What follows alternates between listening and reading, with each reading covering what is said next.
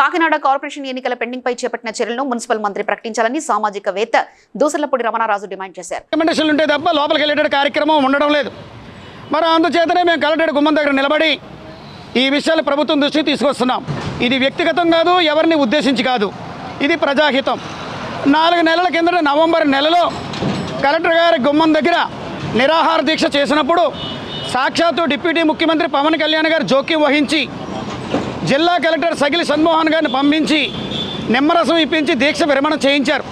దాని ప్రధాన అంశం ఏంటంటే 14 ఏళ్లుగా ఎన్నికలు లేని విలీన గ్రామాలు, 3 ఏళ్లుగా ఎన్నికలు లేని కాకినాడ కార్పొరేషన్, వీటి వ్యాజ్యాలు మరి రాష్ట్రంలో ఎక్కడెక్కడ ఏవైతే ఉన్నాయో ఈ వ్యాజ్యాలన్నీ ధర్మాసనం ముందు ఒకే బెంచ్ మీద తీసుకొచ్చి వాటిని పరిష్కారం చేసే కార్యక్రమాన్ని మరి మేము చేస్తామని చెప్పి పొంగూరు నారాయణ గారు ఆ రోజున హామీ ఇచ్చారు. నిమ్మరసం ఇచ్చి దీక్ష విరమణ జరిగింది. మరి 4 నెలలు అవుతుంది.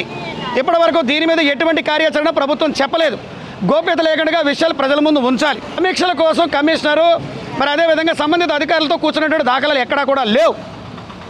మరి ముఖ్యమంత్రి కార్యదర్శి ముద్దాడ రవిచంద్ర గారు గతంలో స్పెషల్ ఆఫీసర్గా ఇక్కడ కాకినాడ కలెక్టర్గా ఉన్నప్పుడు అఖిలపక్షం నిర్వహించారు.